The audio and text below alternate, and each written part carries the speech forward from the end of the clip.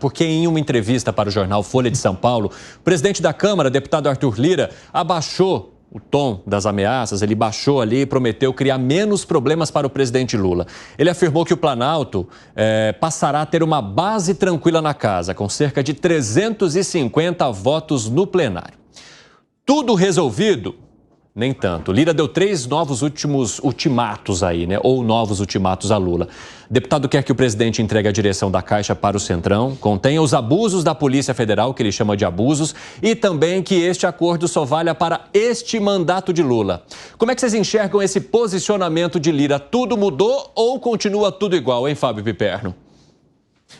A gente falou sexta-feira sobre o tratado de pragmatismo político revelado pelo novo ministro Fufuca.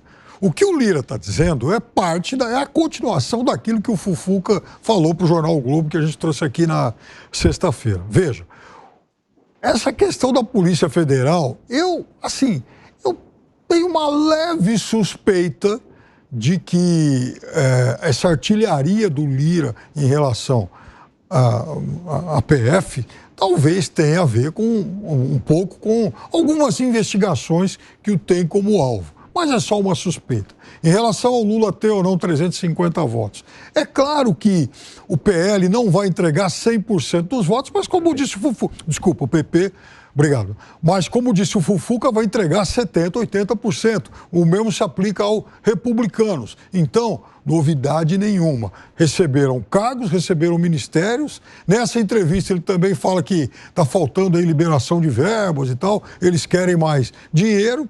E o fato dele já dar um alerta, olha, tudo bem, o nosso acordo só vale até o fim do seu primeiro mandato, já é, assim, antecipar a conta que vai ser entregue caso o Lula seja candidato à eleição. Exatamente. Alan Gani. Eu concordo com o Piperno.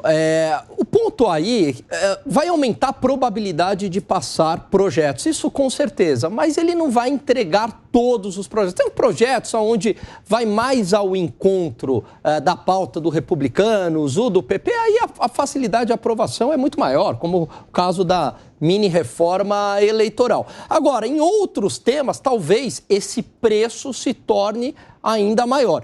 Veja, ele não quer só a Caixa Econômica Federal, ele não quer só a presidência, mas ele quer todas as diretorias, né, chamadas de vice-presidência, e ele quer ocupar tudo.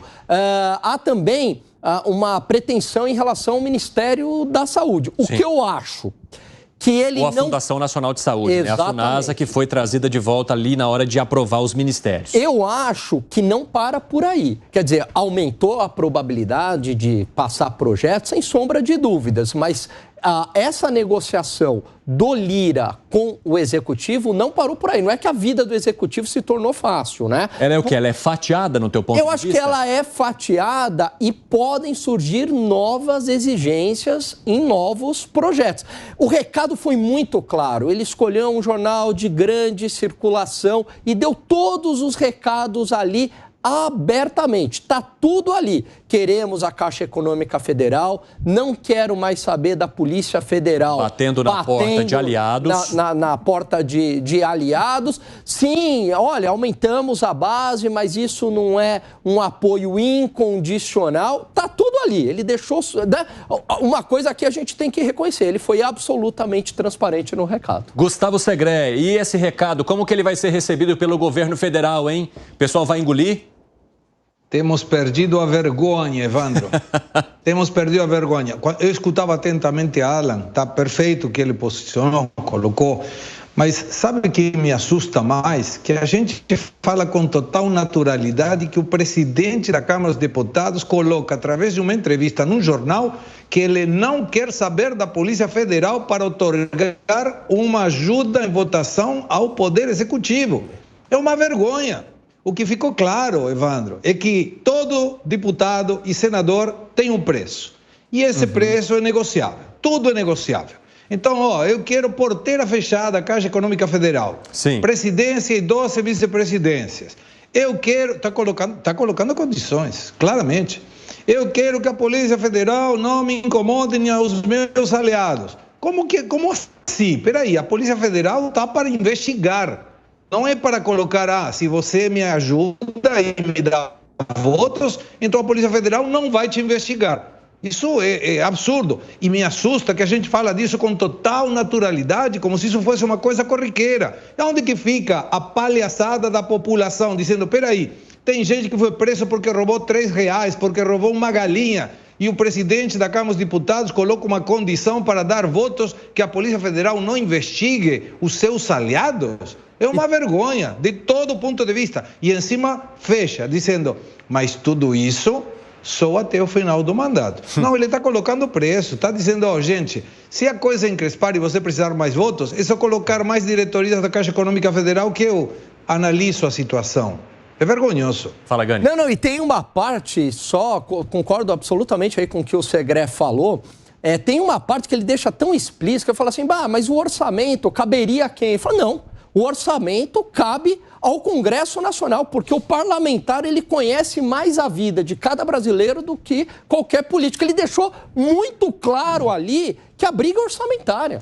Fala, Fábio Piperno. Não, o Liranossauro agiu como político à moda antiga, coisa que ele é. E esse ponto que o Alan tocou é importante, porque eu já sei... Liranossauro, você chamou? É, o Liranossauro. Ele concedeu uma entrevista para as páginas amarelas da Veja, ano passado, que eu já citei aqui algumas vezes, em que ele fala o seguinte, não, porque quem manda no orçamento agora é o Ciro Nogueira. Então, o Paulo Guedes, ele vai lá, ele despacha, ele vai lá e cumpre o que foi determinado pela Casa Civil. É esse o sonho deles. É, de novo, ter esse tipo de protagonismo. Agora, Piperno, lá atrás, o governo Lula, quando começou a falar em reforma ministerial, em acolher esses partidos dentro do primeiro escalão, dizia, quem define sou eu. Não são eles, mas a gente está começando a entender que não é bem assim. Você concorda? Veja, eles receberam esses 2 ministérios agora. Assim, também é um pouco de exagero imaginar que eles vão decidir tudo. Mas eles... Mas não é de grão em grão que a galinha vai enchendo o papo ali? Então, é aí que está o negócio. Aí vai, primeiro, caber ao governo conter isso. E segundo, os tiros que eles dão são muito certeiros. Ô, Gani, você acha que o governo está em condição de conter isso? Acho muito difícil. Acho que o Piperno fala, vai caber ao governo conter isso, mas o governo está em condição de conter? Não, está muito difícil. Eu acho que o protagonismo do parlamento agora, e porque tem muito orçamento hoje, né? Porque desde o Eduardo Cunha, eu acho que é muito difícil hoje, pelo menos, até a permanência de Arthur Lira, onde ele tem um controle quase que absoluto ali da base, eu acho que é muito difícil o governo. Piperno. Veja, hoje o jornal Estado de São Paulo tem uma matéria excelente para a gente entender um pouco do que é o Brasil e do que são essas relações políticas. Então diz lá que, por exemplo, no Senado, aí isso é bom para o Segré, enfim, atualizar algumas contas dele. No Senado, Segré, tem gente que tem 82 funcionários comissionados. Tem senador que tem 82 funcionários comissionados. Então, como é que o Brasil vai pagar e resistir isso ad eterno? Eu falo que ele é um liberal. O primeiro da lista é um do PL e o segundo é um do PT. Sim. Então isso é também ecumenicamente repartido e dividido. Então quando o Lira quer um pedaço da máquina, é evidente que as outras forças vão se manifestar e falar, opa, eu também quero, opa, para ele não. Sabe por quê? Quando ele fala que ele garante o apoio até o final do mandato, já tem implícito nisso aí uma disputa pela vice-presidência. Por quê? Porque na bolsa de apostas de quem será o próximo vice em 2026 da chapa do PT, emerge com muita força Renan Filho. E imagina o Lira tendo que encarar um vice-presidente da República de Alagoas. Agora, Gustavo Segré, a gente está falando de todas essas negociações, de diretas e indiretas, num momento e numa semana que o Congresso está praticamente esvaziado com essas viagens e participações dos parlamentares lá fora, né? É que se estivesse no momento de votação, o preço seria mais alto, provavelmente, então, né? Claro. Mas é interessante o que mencionava Piperno, em função não somente de uma colocação política de curto prazo, senão essa já visualização de eventuais chapas. Gente, estamos falando de 2026, estamos em 2023, faltam 3 anos e as colocações já começam a ser mantidas numa mesa de negociação. E tudo sempre com preço. E aí você vê a teórica vontade de um político pelo menos no discurso, é melhorar a vida da população. Ele representa como deputados a população e representa como senador o seu estado provincial. E aí você que é tudo balela, não tem nada disso. O importante é ver o que negocio, como me beneficio e como eu faço que meu partido ganhe mais poder para eu depois conseguir ter mais recurso e mais poder. E o trouxa do eleitor que coloca a pessoa. Mas de qualquer maneira, o circuito é tão ruim que pode até mudar a pessoa. Não vai mudar o sistema. A gente está realmente complicado, o nosso futuro está bem complexo. E Fábio Piperno, a gente está falando dessa discussão justamente num momento em que esses partidos se unem também para promoverem o seu alto perdão em relação às últimas eleições. Mas é claro, é o romance e o leopardo, né? É preciso que as coisas mudem para que tudo continue sempre igual.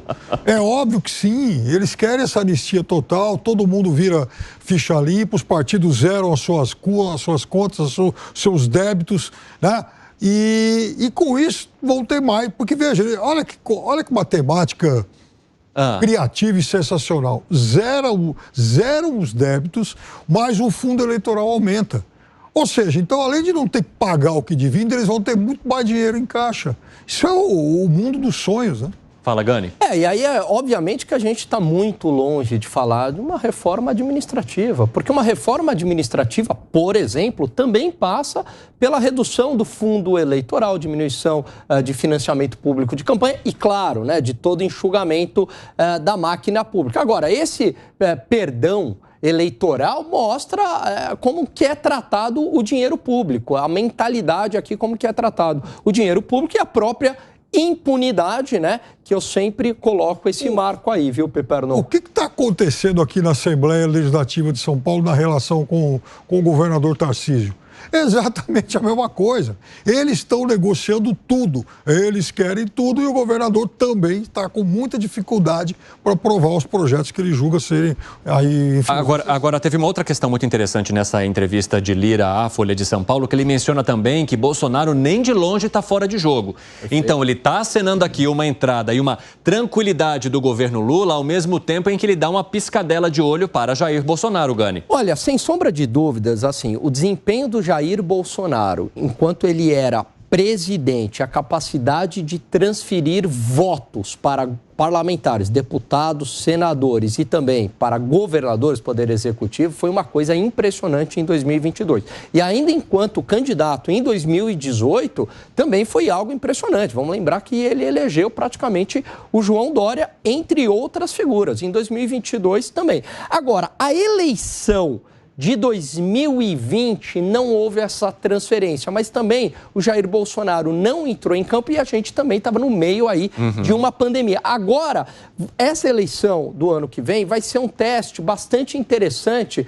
para a gente verificar como é que vai ser a figura do Jair Bolsonaro, que, sem sombra de dúvidas, é ainda uma liderança na direita. Prova disso que onde ele passa, gera multidões, né? Gera uma histeria ali em torno dele. Onde o presidente Lula passa, não tem uma alma viva, nem fantasma vai ver. O 7 de setembro foi a coisa mais micada. Dá até vergonha. Eu fiquei com vergonha de ver o 7 de setembro. Eu via e falava, cadê o povo aqui? Ele constrangido. Não tem que fazer campanha o presidente Lula, ele queria, mas ele tentou. Isso foi uma desculpa esfarrapada, Piperno. Vamos lá, 7 de setembro. Isso foi uma desculpa esfarrapada. Vou despolitizar, porque ele já sabia que aquilo ia ser um fiasco. Ele estava visivelmente constrangido. Então, Jair Bolsonaro, essa força, né, que embora ele tenha perdido a eleição, mas ele arrasta multidões, onde ele vai, né, lota, o pessoal aplaude e tal. Agora vamos ver como é que vai ser ele fora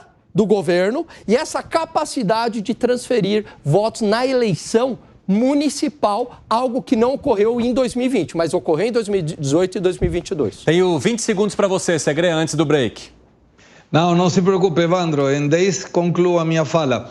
Essa questão das pessoas que vão ver o Lula são, a maioria de vezes, para falar coisas impróprias para ele, não são para apoiá-lo.